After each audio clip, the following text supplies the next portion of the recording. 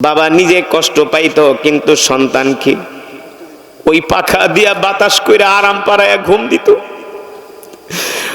সন্তানকে বাবা এত আরাম দিত, সন্তান ঘুমিয়ে যেত।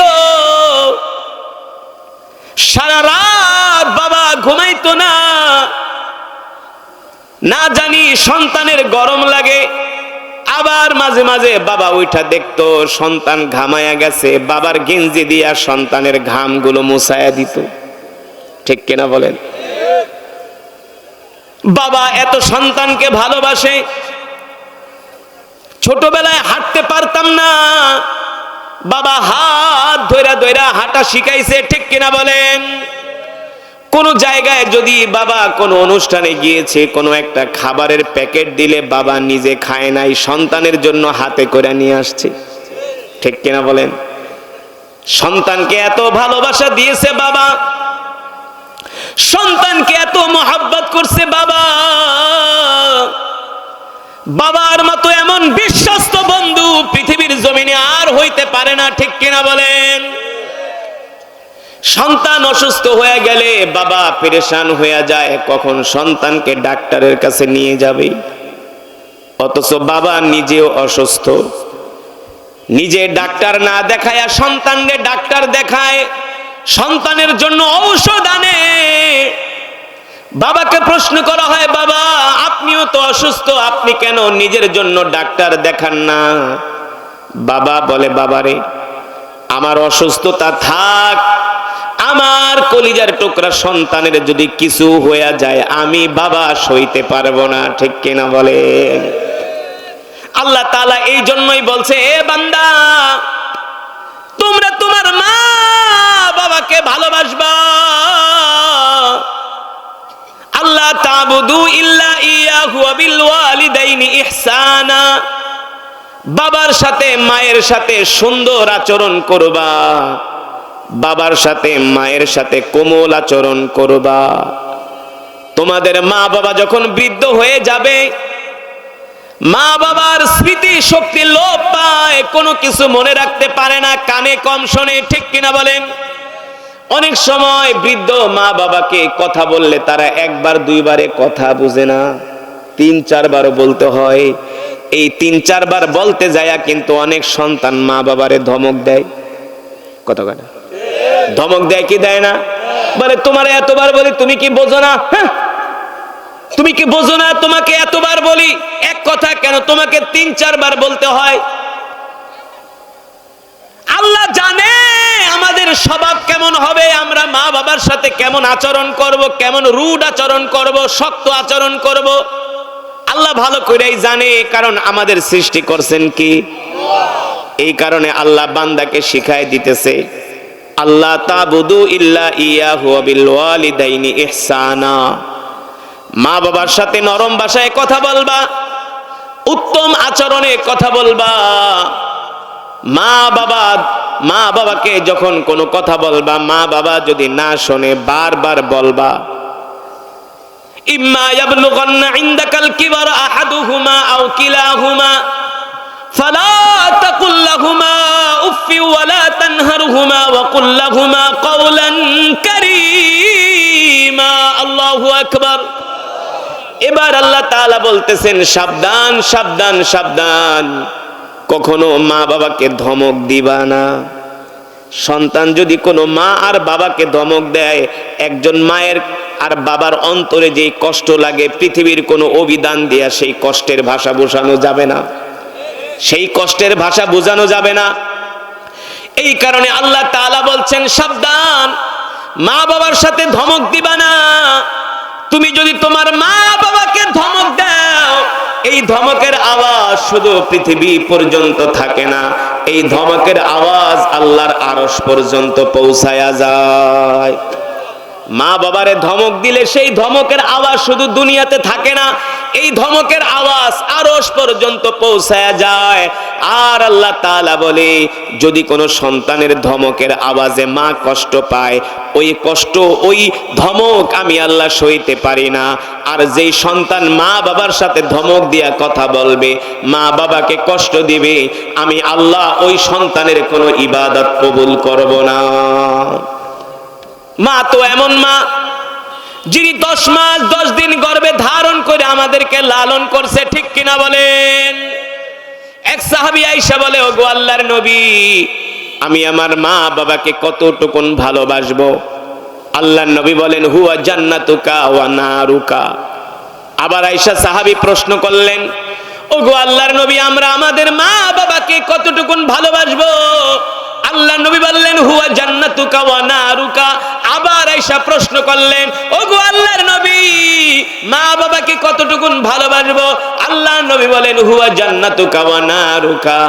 আল্লাহর নবী বলেন, তোমার মা তোমার জন্য জান্নাত, তোমার বাবা তোমার জন্য জান্নাত, আবার তোমার মা ই তোমার জন্য জাহান্নাম, তোমার বাবা ই তোমার জন্য জাহান্নাম। সাহাবী বলে, আল্লাহর নবী, বুঝলাম না, আমাকে ভালো করে বুঝায় দেন। আল্লাহর নবী বলে, শোনো সাহাবী, যদি তোমার মা তোমার বাবা তোমার উপর সন্তুষ্ট হয়, এই সন্তুষ্ট তোমাকে আল্লাহর জান্নাত পর্যন্ত পৌঁছায় দেয়। সুবহানাল্লাহ বলেন। আর যদি তোমার মা বাবা তোমার উপর অসন্তুষ্ট হয়, তাহলে এই অসন্তুষ্ট তোমাকে আল্লাহর জাহান্নাম পর্যন্ত পৌঁছায়া দেয়। এবার বলেন, এই সমাজে এমন সন্তান আছে কি আছে না মা বাবার সাথে বেয়াদবি করে? নাই। মা বাবারে খরচ দেয় না, মা বাবারে খাওয়া দেয় না, মা বাবারে ঘরে থাকতে দেয় না, মা বাবার গায়ে হাত তোলে, আছে কি আছে না? যেই সন্তান মা বাবাকে কষ্ট দিবে, এই পৃথিবীর জমিনে সে কোনোদিন শান্তিতে থাকতে পারবে না। সে যদি তার মাকে তার বাবাকে কষ্ট দেয়, তার সন্তানও তারকে কষ্ট দেওয়ার জন্য রেডি হয়ে আছে, শুধু সময়ের অপেক্ষা, শুধু সময়ের অপেক্ষা। তুমি যদি তোমার মাকে কষ্ট দাও, তোমার বাবাকে কষ্ট দাও, তুমি যদি তোমার মাকে ধমক দাও, তোমার বাবাকে ধমক দাও, তুমি মনে রাখো, তুমি তোমার গর্ভে যে সন্তান ধারণ করছো, এই সন্তানও একদিন তোমাকে ধমক দিবে, ঠিক কিনা বলেন? মা বাবার কত মর্যাদা! আমিরুল মুমিনিন, খলিফাতুল মুসলিমিন, মুসলমানদের দ্বিতীয় খলিফা হযরত ওমর, নাম কি? নাম শুনছেন? হযরত ওমর ইবনুল খাত্তাব রাদিয়াল্লাহু তাআলা আনহু, মুসলমানদের দ্বিতীয় খলিফা। আল্লাহর নবী যে ওমর সম্বন্ধে বলছেন, লাউ কানা বাদি নাবিয়্যুল্লাহ কানা ওমর, আল্লাহ যদি আমার পরে পৃথিবীতে কাউকে নবী বানায়া পাঠাইতো, তাহলে আল্লাহ তাআলা ওমরকে নবী বানায়া পাঠাইতো। আল্লাহু আকবার। হযরত ওমরকে বলা হয় মেজাজে ওহী। কি বলা হয়? যেই ওমরের সিদ্ধান্ত অনুযায়ী আল্লাহ তাআলা কোরআনুল কারীমের 21 জায়গায় আয়াত নাজিল করছে। সুবহানাল্লাহ বলেন। মুসলমানদের দ্বিতীয় খলিফা হযরত ওমর একদিন কাবা ঘরের সামনে বসে আছে। কাবা ঘরের সামনে, আমরা যেই কাবা ঘর তোয়াফ করি, জিয়ারত করি, বাইতুল্লাহ, আল্লাহর ঘর, কাবার সামনে হযরত ওমর বসে আছে। কাবার দিকে তাকায় আছে হযরত ওমর। এমন সময় একটা যুবক, তিনি একজন বৃদ্ধ মহিলাকে কাঁধে কইরা, বৃদ্ধ মহিলাকে কাঁধে কইরা বোঝেন তো, একজন বৃদ্ধ মহিলাকে কাঁধের ভিতরে উঠায়া ওই যুবক কাবাঘর তোয়াফ করতেছে, বাইতুল্লাহ তোয়াফ করতেছে। 1 তোয়াফ, 2 তোয়াফ, 3 তোয়াফ হযরত ওমর গন্তেছে। যুবক ওই বৃদ্ধ মহিলাকে কাঁধে উঠায়া তিনি কাবাঘর তোয়াফ করতেছে।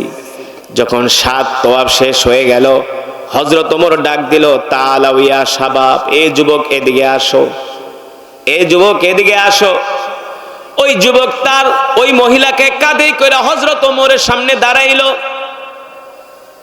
হযরত ওমর ওই যুবককে প্রশ্ন করলো, এ যুবক, তুমি কি আমাকে চিনো নাকি? হাল আনতা তারিফুনি, তুমি কি আমাকে চিনছো নাকি? ওই যুবক বলে, লা আরিফ, আমি আপনাকে চিনি নাই। হযরত ওমর বলে, আনা আমিরুল মুমিনিন ওমর ইবনুল খাত্তাব, আমি হলাম মক্কার প্রেসিডেন্ট, আমি হলাম মক্কার খলিফা ওমর। এই কথা শোনার পরে যুবক অবাক হয়ে গেছে। হযরত ওমর কাবা ঘরের সামনে বসে আছে, আর ওই যুবক বৃদ্ধ মহিলাকে কাঁধে বহন করে কাবা ঘর তোয়াফ করতেছে। হযরত ওমর ডাক দিয়া বললেন, যুবক, মিন আইনা জিতা, তুমি কোত্থেকে আসছো? বলে, জিনা মিনাল ইয়ামান, আমি ইয়ামান থেকে আসছি। হযরত ওমর বলল, যুবক, তুমি যে কাবা ঘর তোয়াফ করছো, 7টা তোয়াফ করছো, আমি কিন্তু বৈশা বৈশা তোমার এই দৃশ্যগুলা দেখছি। সুবহানাল্লাহ বলেন। এই কথা শোনার পরে যুবকের চোখ দিয়া ঝরঝর করে পানি পড়তেছে। হযরত ওমর প্রশ্ন করলো, যুবক তুমি কাঁদো কেন? ওই যুবক ডাক দিয়ে বললে, আমিরুল মুমিনিন ওমর ইবনুল খাত্তাব, আমি যে কাবা ঘর তওয়াফ করতেছি আপনি দেখছেন আর গয়না গয়না রাখছেন, আপনি মক্কার একজন খলিফা, সুবহানাল্লাহ বলেন। আপনি এত ভালো মানুষ, এত ভালো মানুষ। হযরত ওমর বলে, তোমার এই তওয়াফ গোনার পিছনে আমার একটা উদ্দেশ্য আছে। উদ্দেশ্য হলো কখন তোমার তওয়াফ শেষ হবে, কারণ তুমি যদি এক তওয়াফ শুরু করে শেষ করে যদি আবার আরেক তওয়াফ শুরু করে দাও, তাহলে তো তুমি ডাক দিলে আসবা। কারণ মানুষ তো একসাথে দুই তওয়াফও করে, করে কি করে না? আপনি যত বেশি তওয়াফ করতে পারেন কাবা ঘরে তত বেশি সওয়াব। হযরত ওমর বলে, আমি এই কারণে তোমার এই তাওয়াফগুলা গয়না রাখছি, আমি তোমার সাথে কথা বলার জন্য আমি সুযোগ খুঁজতেছিলাম। আমিরুল মুমিনিন হযরত ওমর যুবকের সাথে কথা বলার জন্য সুযোগ খুঁজতেছে। দেখেন, তিনি হলেন মক্কার প্রেসিডেন্ট, আর ওই যুবক হলো একজন সাধারণ যুবক। তার সাথে কেন কথা বলার জন্য হযরত ওমর সুযোগ খুঁজতেছেন? নিশ্চয়ই এর মধ্যে কোনো কারণ আছে। কথা বলে, কোন প্রেসিডেন্ট কি কোন সাধারণ মানুষের সাথে কি এমনি কথা বলে নাকি? কারণ ছাড়া বলে? কারণ ছাড়া বলে না। আর ওই যুবকটা একজন ভিনদেশী যুবক, সাধারণ একজন যুবক। এবার হযরত ওমর প্রশ্ন করলেন, যুবক আমি দেখলাম তুমি একজন বৃদ্ধা মহিলাকে কাঁধে বহন কইরা আল্লাহর ঘর কাবা তওয়াফ করতেছো। আমার প্রশ্ন হলো, এই বৃদ্ধা মহিলা তোমার কি লাগে? যুবক ডাক দিয়ে বললে, আমিরুল মুমিনিন, এই বৃদ্ধা মহিলা হলো আমার জনম দুঃখিনী মা। জোরে বলেন সুবহানাল্লাহ। এই বৃদ্ধা মহিলা হলো আমার জনম দুঃখিনী মা। হযরত ওমর বলে, এ যুবক, তুমি যে তোমার মাকে কাঁধে বহন করায়া কাবা ঘর তওয়াফ করলা, তুমি কি শুধু তোমার মাকে এই বাইতুল্লাহ মক্কায় আইসাই কি তুমি তোমার মাকে কাঁধে বহন করায়া কাবা ঘর তওয়াফ করছো? যুবক বলে, না না না আমিরুল মুমিনিন, আপনি হয়তোবা জানেন না, আমি মক্কার কোনো মানুষ না, মদিনার কোনো মানুষ না, আমি হলাম ইয়ামানের একজন মানুষ। আমি আমার মাকে কাঁধে বহন করায়া ইয়ামান থেকে মক্কা পর্যন্ত নিয়ে আসছি। বুঝছেন কথা? আমি আমার মাকে কাঁধে বহন করায়া ইয়ামান থেকে নিয়ে আসছি, শুধু মক্কা আইনে আমি আমার মাকে কাঁধে উঠাই নাই। আল্লাহু আকবার। এই কথা শোনার পরে হযরত ওমরের চোখ দিয়া ঝরঝর করে পানি পড়তেছে। বলো কি, তোমার মাকে কি তুমি সেই ইয়ামান থেকে কাঁধে কইরা কইরা এই মক্কা পর্যন্ত আনছো? বলে, হ্যাঁ, আমি আমার মাকে কাঁধে কইরা কইরা ইয়ামান থেকে মক্কা পর্যন্ত আনছি। এই কথা শোনার পরে হযরত ওমরের চোখ দিয়া ঝরঝর করে পানি পড়তে পড়তে হযরত ওমরের দাড়ি মোবারক ভিজা যাইতেছে। আল্লাহু আকবার। এবার হযরত ওমর ওই যুবককে ডাক দিয়ে বলে, যুবক রে, তুমি যে তোমার মাকে কাঁধে বহন করা ইয়ামান থেকে মক্কায় আনছো, আল্লাহর ঘর তওয়াফ করাইছো, আমার মনে হয় আল্লাহ তাআলা তোমার জন্য জান্নাতের দরজা খুইলা রাখছে। জোরে বলেন সুবহানাল্লাহ। এই কথা শোনার পরে যুবক কান্দে, যুবক কাঁদে। যুবক কান্না করতে করতে হযরত ওমর জিজ্ঞেস করেন, লিমা তাবকি ইয়া শাবাব, এ যুবক কাঁদো কেন, কাঁদো কেন, কাঁদো কেন? হযরত ওমরকে যুবক বলে, আমিরুল মুমিনিন, আপনি তো বললেন মনে হয় আল্লাহ আমার জন্য জান্নাতের দরজা খুইলা রাখছে। এই কথা শোনার পরে আমি আনন্দিত হয়েছি। আমিরুল মুমিনিন, আমি কান্না করতেছি এই জন্য আমার মনের ভিতরে ভয়, আমার মনের ভিতরে আশঙ্কা। আমিরুল মুমিনিন, আপনি আমার মনের ভয় ডর দূর করে দেন আমার একটা প্রশ্নের উত্তর দিয়া। হযরত ওমর বলে, যুবক কোন প্রশ্নের উত্তর? যুবক বলে, আমিরুল মুমিনিন, আমি যে আমার মাকে ইয়ামান থেকে কাঁধে কইরা মক্কা পর্যন্ত আনলাম, আল্লাহর ঘর তওয়াফ করাইলাম, সাফা মারওয়া 7 বার মাকে কাঁধে বহন করায়া সাই করাইলাম, এই যে আমি আমার মাকে এত খেদমত করলাম আমিরুল মুমিনিন, আপনি আমার প্রশ্নের উত্তর হলো আপনি বলেন এত খেদমত করার পরেও কি আমি কি আমার মায়ের ঋণ শোধ করতে পারছি কিনা? সুবহানাল্লাহ বলেন।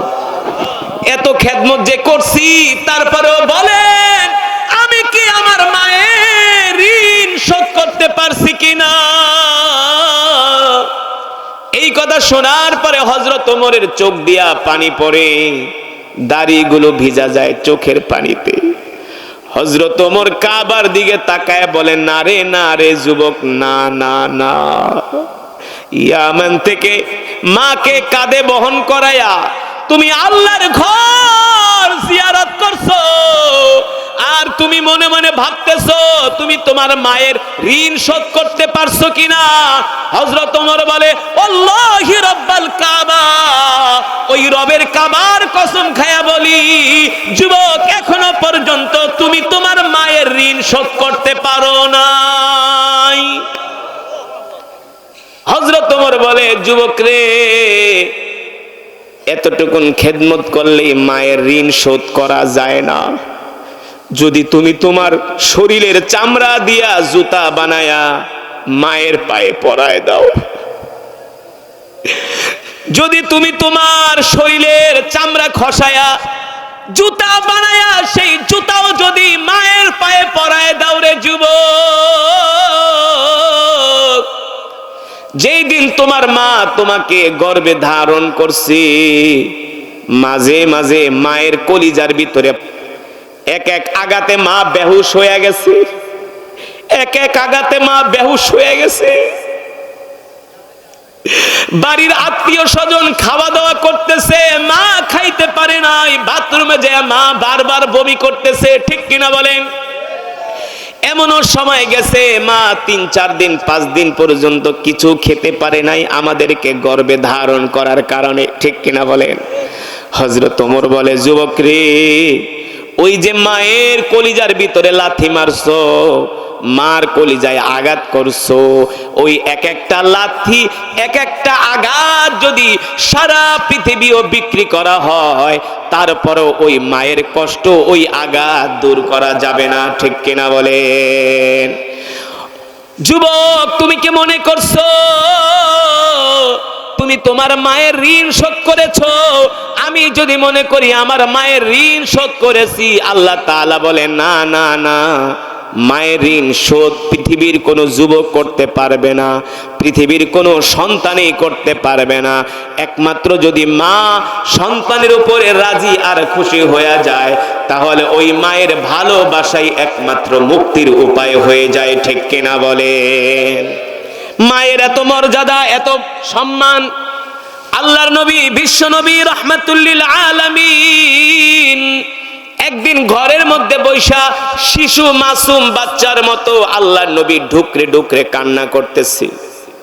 আম্মা জান আয়েশা বলেন কোনদিন আমি আল্লাহর নবীকে এইভাবে কাঁদতে দেখি নাই, কোনদিন আমি আল্লাহর নবীকে এইভাবে কাঁদতে দেখি নাই।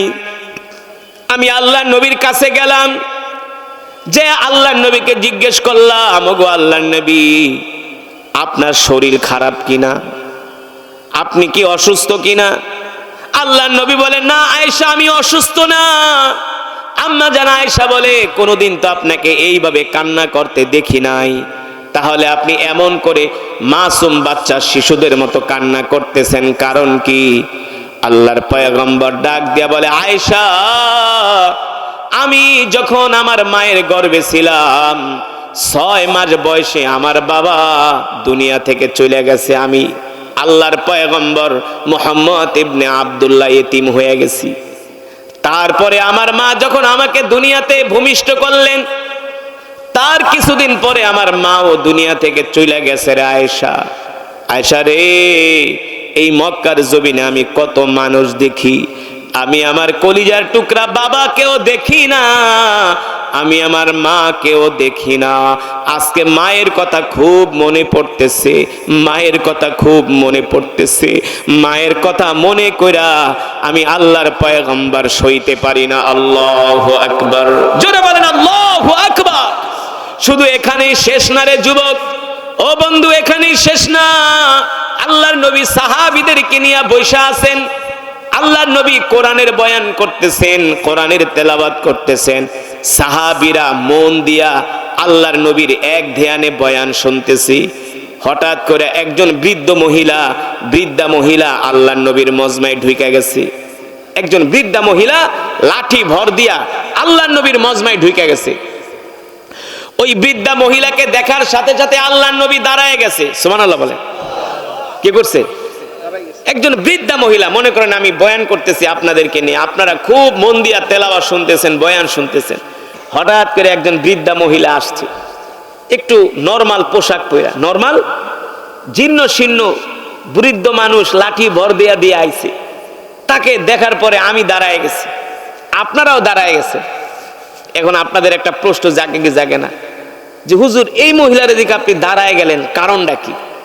না, একটা কৌতূহল, হুজুর এই মহিলার দিকে আপনি দাঁড়ায় গেলেন, কারণটা কি? এই মহিলা কে?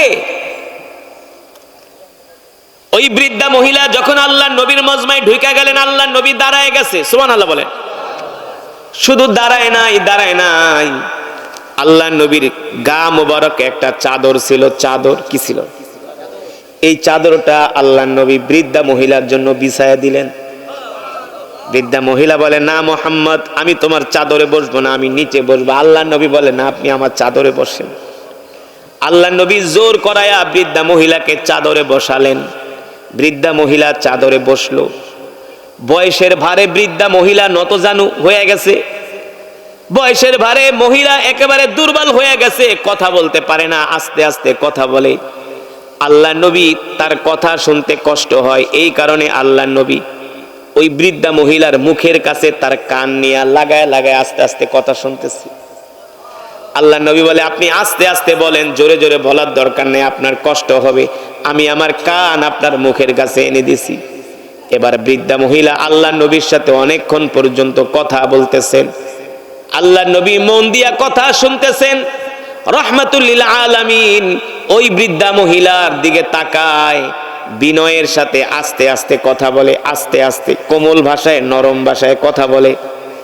সাহাবায়ে কেরামে একজন আর একজনকে প্রশ্ন করে, কে এই মহিলা, যেই মহিলাকে আল্লাহর নবী এত সম্মান দিচ্ছেন, যেই মহিলার সাথে আল্লাহর নবী এত সুন্দর আচরণ করতেছেন? দীর্ঘক্ষণ সময় আল্লাহর নবীর সাথে বৃদ্ধা মহিলা কথা বলছেন। আমরা তো মা বাবা বেশিক্ষণ কথা বললে আমরা রাগ হয়ে যাই। তুমি যাও ঘরের বাইরে, তোমার রুমে যাও, ডিস্টার্ব করো না, বলি কি বলি না? মা তো মাই, আবার মা ঘুরা ঘুরা আবার বেহায়ার মতো আসে না, একবার ধমক দিয়ে চলে যায়, আবার পানির গ্লাস নিয়ে আসে, একটু পানি খা। আবার ধমক দিয়ে আবার চলে যায়, আবার দুধের গ্লাস নিয়ে আসে, দুধ খা। আবার ধমক দিয়ে আবার মা কাঁথা নিয়ে আসে, রাত্রে কাঁথা গায়ে দিয়ে ঘুমাইস। আবার ধমক দিয়ে আবার মা আইসা মশারি টানায় দেয়। কতক্ষণ এতবার বলি যাও যাও, ডিস্টার্ব করো না, না না না, মা বারবার আসে। শুধু এখানে শেষ না, সন্তান যখন ঘুমায় থাকে, মা দূর থেকে তাকায় সন্তানদের দেখে।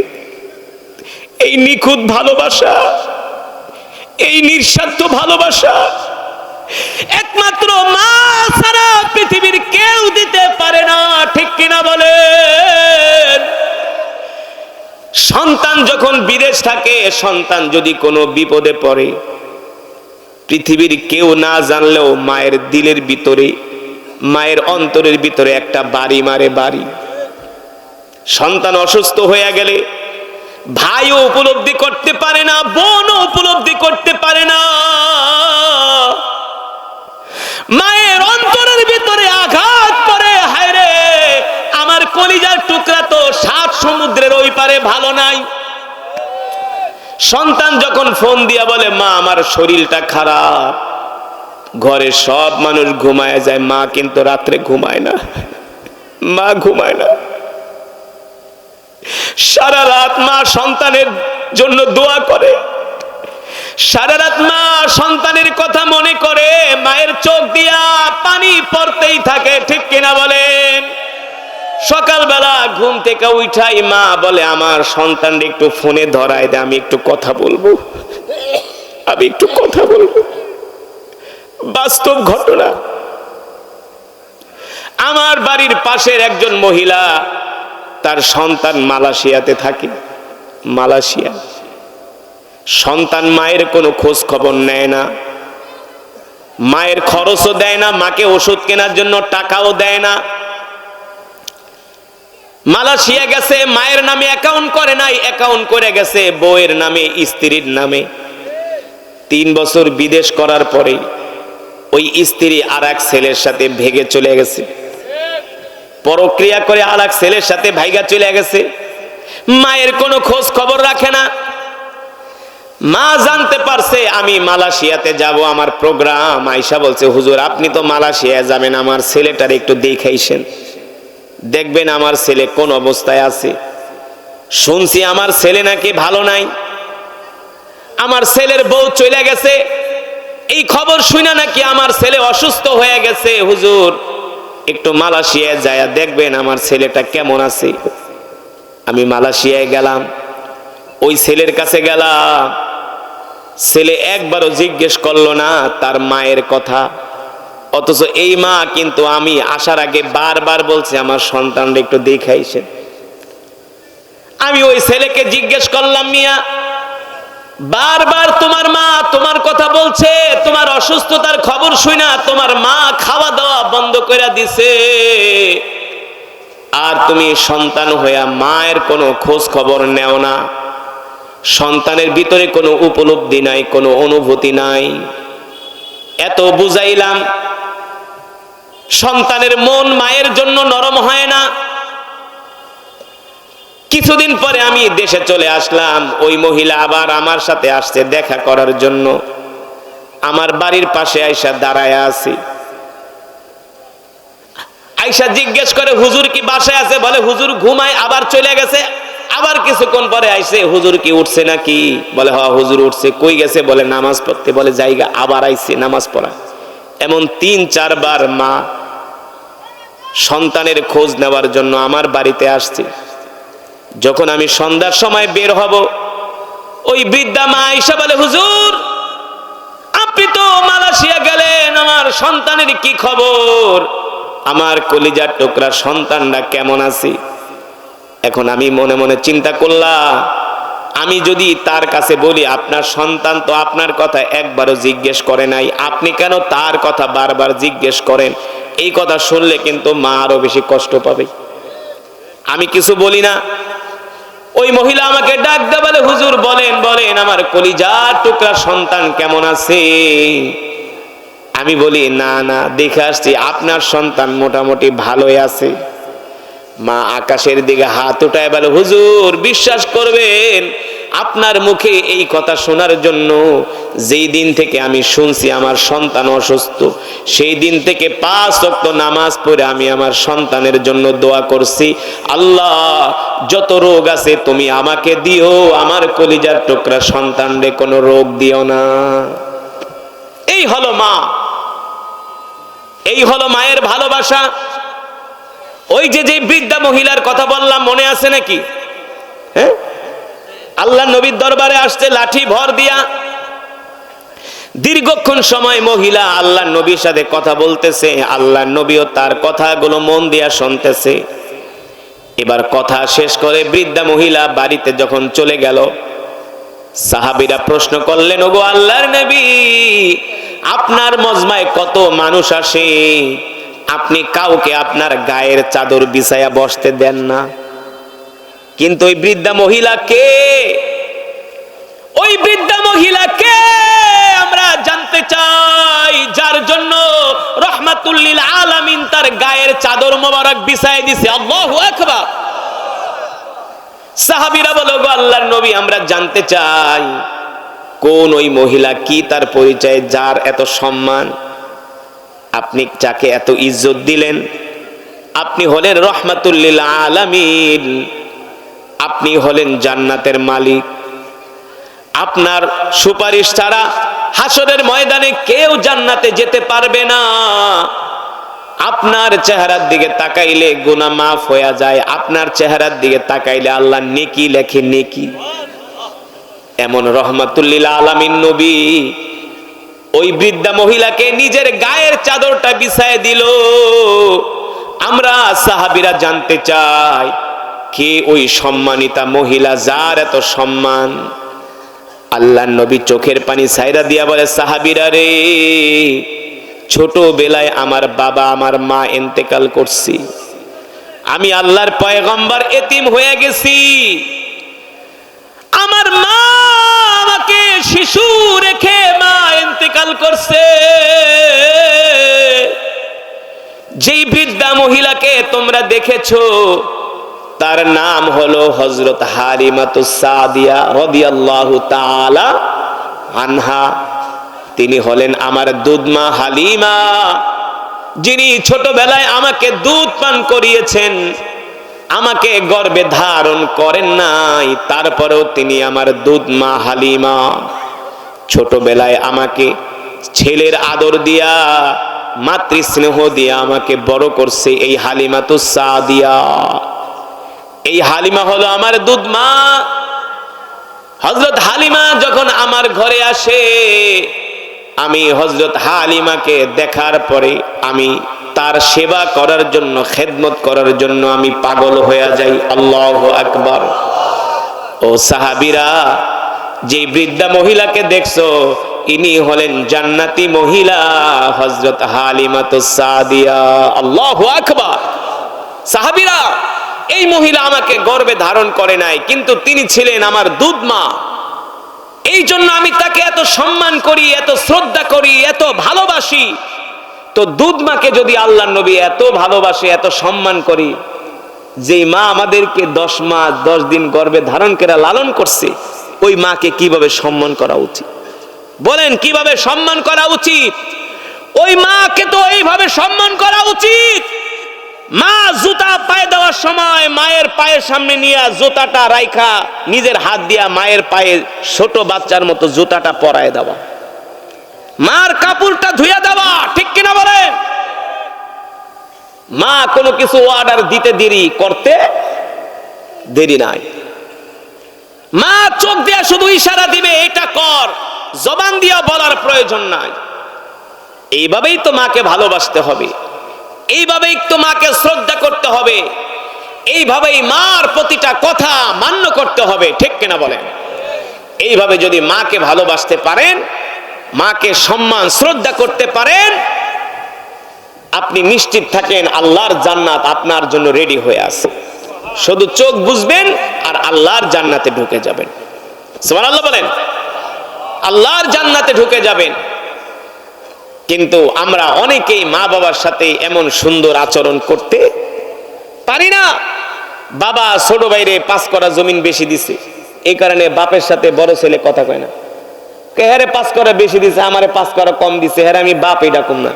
তুই যদি আদর্শ সন্তান হয়ে থাকস, তাহলে বলবি, বাবা আপনি যদি ওরে 10 করা দিয়ে আপনি খুশি থাকেন, তাহলে আমিও খুশি।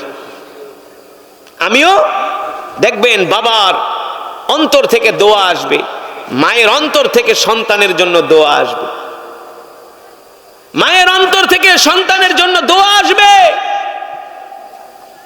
শুধু মায়ের দোয়ার কারণে অন্ধ মানুষ, ইমাম বুখারী অন্ধ কি ছিলেন? অন্ধ, যিনি সবচেয়ে বেশি হাদিস লিখেছেন বুখারী, সেই পারস্যের বুখারা সমরখন্দে যার বাড়ি, মায়ের দোয়ার বরকতে ইমাম বুখারী যুগের বুখারী হয়ে গেছে। যে কোরআনুল কারীমের তেলাওয়াত আমি আপনাদের সামনে করলাম, আপনারা যে শুনলেন, আমি পড়েছি, আপনারা এক এক হরফে 10টি করে নেকি পেয়েছেন। এই মাজমায়ে মাহফিলে যারা উপস্থিত হয়েছেন সকলেই এক খতম করে করে কোরআনুল কারীমের সওয়াব পেয়েছেন। কয় খতম? কিভাবে বলতে পারবেন? বলুন তো দেখি। মাশাআল্লাহ। আমি সূরাতুল ইখলাস কয়বার পড়েছি? 3 বার। আল্লাহ রাসূল বলছেন, কেউ যদি সূরাতুল ইখলাস 3 বার তেলাওয়াত করে, আল্লাহ তাআলা তার আমলনামায় পূর্ণ 1 খতম কোরআনুল কারীমের সওয়াব দান করে। তাহলে এই মাজমায় যারা উপস্থিত হয়েছেন সকলেই 1 খতম করে করে কোরআনুল কারীমের সওয়াব পেয়েছেন। মুসলমান খুশি নাকি বেজার? বলি আলহামদুলিল্লাহ। ঘরে বসে থাকলে কি কোরআনুল কারীমের সওয়াব পাইতেন? পেতেন না। একটু কষ্ট করে আসছেন, তার মানে কি আল্লাহ তাআলাকে পেতে হলে ঘর থেকে বের হতে হয়। কম্বলের নিচে শুয়া শুয়া আল্লাহকে পাওয়া যায় না।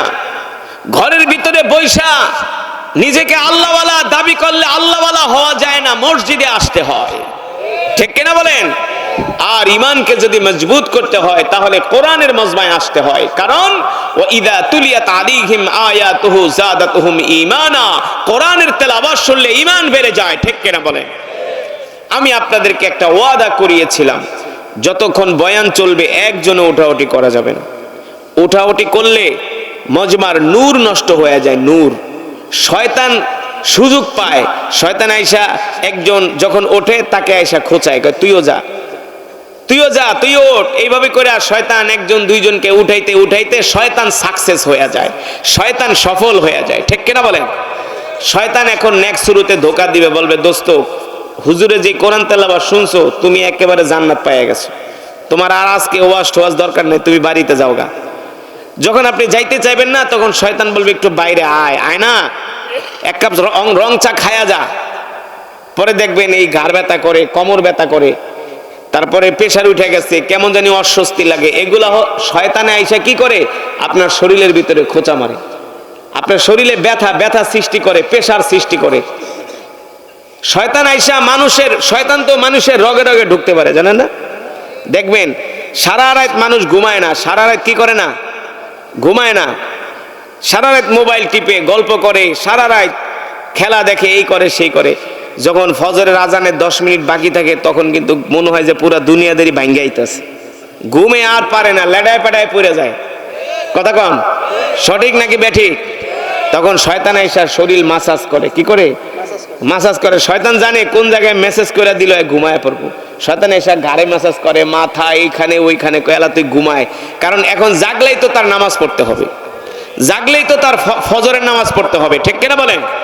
তার মানে আমরা শয়তানকে কোনো সুযোগ ইনশাআল্লাহ তাআলা আমাদের কবুল করুন বলি আমিন। আল্লাহ তাআলার প্রিয় বান্দারা, আমি কোরআনুল কারীমের এমন আয়াত আপনাদের সামনে তেলাওয়াত করছি, এই আয়াতের অর্থগুলো যদি আপনারা বুঝতেন তাইলে আর ওয়াজ করণ দরকার ছিল না। পুরা আয়াত তেলাওয়াতটাই পুরো একটা ওয়াজ, পুরা তেলাওয়াতটাই একটা বয়ান, পুরা তেলাওয়াতটাই ছিল আপনাদের জন্য একটা মেসেজ। কিন্তু আপনারা তো অর্থ জানেন না। আমি যে একটা আয়াত বারবার পড়ছি, ওয়াকাদা রাব্বুকা আল্লা তা'বুদু ইল্লা ইয়াহু ওয়া বিল ওয়ালিদাইন, কয়েকবার আমি আয়াতটা পড়ছি, খেয়াল করছেন? তারপরে আর একটা আয়াত, ওয়াখফিদ লাহুমা জানাহাদ দুল্লি ইম্মা ইয়াবলুগান্না ইনদাকাল কিবারা আহাদুহুমা আও কিলাহুমা ফালা তাকুল লাহুমা। আমি কিন্তু একবার উফ কয়া থাইমে গেছি, উফ কয়া কি করছি? থেমে গেছি। কেন থেমে গিয়েছি? আমি কোরআনের অর্থ জানি, এই কারণে আমি থাইমে গেছি। যদি আপনারা এর অর্থ জানতেন আপনাদের চোখ দিয়া জরজর করে পানি পড়তো। তারপরে ওয়াখফিদ লাহুমা জানাহাদ দুল্লি মিনার রাহমা ওয়া কুর রাব্বিরহামহুমা কামা। এই আয়াত তো জানেন যে আল্লাহ তাআলা শিখাই দিয়েছে যে তোমরা তোমাদের মা বাবার জন্য কিভাবে দোয়া করবা। শিখাই দিয়েছেন কে? জোরে বলেন কে? যুবক, তুমি যদি কোরআনের মজমায় এসে, মসজিদে এসে তুমি যদি তোমার মা বাবার জন্য দোয়া করো, তোমার মরার পরেও তোমার সন্তানরা তোমার জন্য দোয়া করবে। তোমার ইন্তেকালের পরে তোমার সন্তানরা তোমার জন্য দোয়া করবে। তুমি যদি তোমার মা বাবার জন্য দোয়া না করো, তোমার সন্তানরাও তোমার জন্য দোয়া করবে না, ঠিক কিনা বলেন? কামা তাদিনু তুদানু, যেমন কর্ম তেমন ফল, যেমন কর্ম করবা তেমন তেমন ফল পাবা, ঠিক কিনা বলেন? যেমন কর্ম করবে তেমন ফল পাবে। আর একটা আয়াত আমি পড়েছি, ইন্নাল মুবাদদিরিনা কানু ইখওয়ানাশ শায়াতিন। এটার অর্থ হলো আল্লাহ তাআলা বলছেন অপচয়কারীরা শয়তানের ভাই। অপচয়কারীরা কি? শয়তানের। ইন্নাল মুবাদদিরিনা কানু ইখওয়ান, আখু মানে ভাই, আখু মানে কি? আখি, আখি মানে ভাই, আখু মানে ভাই। আল্লাহ নিজে বলে ইখওয়ানাশ শায়াতিন, যারা অপচয় করে। অপচয়, অপচয় আছে না? অর্ধেক খায় অর্ধেক ফালায়, আছে কি আছে না? ভাত খাইতাছে, পড়তাছে, ফালাইতাছে, অপচয়। অর্ধেক খাবার খেয়ে নষ্ট করে, এগুলো অপচয়। আল্লাহ তাআলা বলে অপচয়কারী হলো শয়তানের ভাই, ঠিক কিনা বলেন? তাহলে আমরা আজকে আয়াতে কারিমায় কি শিখলাম? আজকের তিলাওয়াতের মধ্যে আল্লাহ তাআলা এমন কিছু গুরুত্বপূর্ণ কথা আমাদের সামনে তুলে ধরছে, যেগুলো আমাদের মুসলমানদের জানা অত্যন্ত প্রয়োজন, ঠিক কিনা বলেন? আল্লাহ তাআলা কি বলছেন? ওয়াকাদা রাব্বুকা আল্লা তা'বুদু ইল্লা ইয়াহু ওয়া বিল ওয়ালিদাইনি ইহসানা। আল্লাহ রাব্বুল আলামিন বলেন, নবী দুনিয়ার মানুষদেরকে বলে দেন, দুনিয়ার মানুষদেরকে বলে দেন, সিদ্ধান্ত হলো আমার রবের সিদ্ধান্ত। সুবহানাল্লাহ বলেন। কার সিদ্ধান্ত? আল্লাহ তাআলা বলে, এ দুনিয়ার মানুষ, আমি আল্লাহ তোমাদেরকে সিদ্ধান্ত দিতেছি। সুবহানাল্লাহ বলেন। দেখেন আল্লাহ তাআলা কত মজা করে বলতেছে, এ দুনিয়ার মানুষ, আমি আল্লাহ তোমাদেরকে সিদ্ধান্ত দিচ্ছি। মানে আল্লাহ তাআলা আমাদেরকে সিদ্ধান্ত দিচ্ছেন। আল্লাহ তাআলা বলে, সিদ্ধান্ত কি বান্দা? শোনো, ভালো করে শোনো। শোনার দরকার আছে কি আছে না? সিদ্ধান্ত কার? আল্লাহর সিদ্ধান্ত। বান্দার তো শোনার দরকার আছেই আছে, ঠিক কিনা বলেন? আল্লাহ তাআলার সিদ্ধান্ত বান্দার জন্য শোনা ফরজ, ফরজে আইন। আল্লাহর সিদ্ধান্তকে অপেক্ষা করলে, উপেক্ষা করলে, না মানলে সে কাফের হয়ে যাবে। কি হয়ে যাবে? আপনি যদি আল্লাহ তাআলার সিদ্ধান্ত না মানেন, আপনি কাফের হয়ে যাবেন, মুসলমান থাকবেন না, ঠিক কিনা বলেন? তাহলে আল্লাহ তাআলা কোরআনুল কারীমের মধ্যে বলছেন, এ বান্দা, আমি আল্লাহ সিদ্ধান্ত দিতেছি, আমার সিদ্ধান্তগুলো শোনো। আল্লাহ তাআলা বলে, আমার সিদ্ধান্ত হলো, ওয়াকাদা রাব্বুকা আল্লা তা'বুদু ইল্লা ইয়াহু ওয়া বিল ওয়ালিদাইনি ইহসানা। আমার রবের সিদ্ধান্ত হলো, এই পৃথিবীর জমিনে একমাত্র তোমরা ইবাদত করবা আল্লাহর। কার ইবাদত করবা? জোরে বলেন, কার ইবাদত করবা? আল্লাহ তাআলা বলে, একমাত্র ইবাদত করবা আমার, আমি ছাড়া আর কারো ইবাদত করা যাবে না। কে বলছেন? আল্লাহ তাআলা বলছেন, কেমন করে ইবাদত করবা? আমি আল্লাহ তোমাদেরকে 4 আঙ্গুলের একটা কপাল দিছি। কয় আঙ্গুল? দেখবেন সবার মাপের 4 আঙ্গুলটা হলো কপাল। এটার অনেক দাম। এই কপালের কি? জোরে বলেন। মুমিনের কপালের অনেক দাম আল্লাহ তাআলার কাছে, ঠিক কিনা বলেন? আল্লাহ তাআলা বলে, এ বান্দা, আমি আল্লাহ তোমাকে যেই কপাল দিছি, এই 4 আঙ্গুলের কপাল দিয়া একমাত্র তোমরা আমাকে সিজদা করবা। তুমি যদি এই কপাল দিয়া পৃথিবীর কোন মানুষকে সিজদা দাও, আমি আল্লাহ সব মানতে পারি, সব সইতে পারি। এই কপাল দিয়া সিজদা করলে আমি আল্লাহ সইতে পারি না, ঠিক কিনা বলেন? আল্লাহ তাআলা বলে, যে এই কপাল দিয়ে আমাকে সিজদা না দিয়া মানুষকে সিজদা দেয়, সে হলো একটা জালেম। কে বলছেন? আল্লাহ বলে, এই কপাল দিয়া তুমি আমাকে সিজদা না কইরা যদি কোনো মানুষকে সিজদা দাও, বান্দা তুমি হলা জালেম, তুমি আমার উপর জুলুম করতেছো। আল্লাহ তাআলা বলে, যে আমার উপর জুলুম করে, যে আমার সাথে পৃথিবীর অন্য কাউকে শরীক করে, আমি আল্লাহ সব গুনাহ মাফ করব, কিন্তু শরীক করা শিরকের গুনাহ মাফ করব না। এবার আসেন দ্বিতীয় কথা, আল্লাহ কি বলছেন? এ বান্দা, তোমরা তো আমার ইবাদত করবা, আমার ইবাদত করার পরে আমার আল্লাহর নির্দেশ হলো। কার নির্দেশ? এখানে কিন্তু আমি আমার মন গড়া কোনো কথা বলছি, সব কোরআন থেকে বলতেছি, ভালো করে খেয়াল করেন। আল্লাহ তাআলার দ্বিতীয় নির্দেশ হলো, আল্লাহ তাআলা বলছেন, আল্লাহ তা'বুদু ইল্লা ইয়াহু ওয়া বিল ওয়ালিদাইনি ইহসানা। আল্লাহ তাআলা বলেন, আমার ইবাদত করার পরে আমার রবের নির্দেশ হলো, তোমরা তোমাদের মার সাথে, বাবার সাথে সুন্দর আচরণ করবা। কার সাথে? তোমরা তোমাদের মা বাবার সাথে সুন্দর আচরণ করবা। আল্লাহর নবী বলেন, যার উপরে মা বাবা সন্তুষ্ট হয়ে যায়, আল্লাহ তার উপর সন্তুষ্ট হয়ে যায়। সুবহানাল্লাহ বলেন। যার উপরে মা বাবা সন্তুষ্ট থাকে না, আল্লাহর নবী বলেন, আল্লাহ তাআলাও তার উপর সন্তুষ্ট থাকে না। তাহলে বাবার কেন এত মর্যাদা, মায়ের কেন এত মর্যাদা?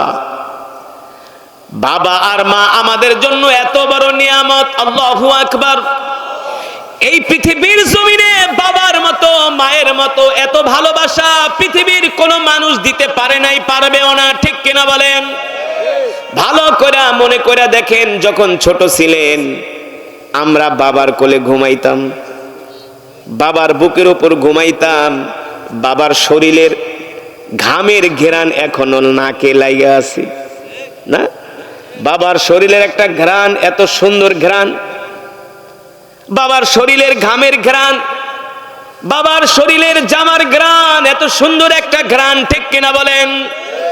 এই বাবা সন্তানকে বুকের ভিতরে শোয়ায়া, গরমের দিনে বাবা সারা রাত পাখা দিয়া বাতাস করত। দ্বিতীয়ত আমি মুসাফির, কয়েকশো কিলোমিটার সফর করে জার্নি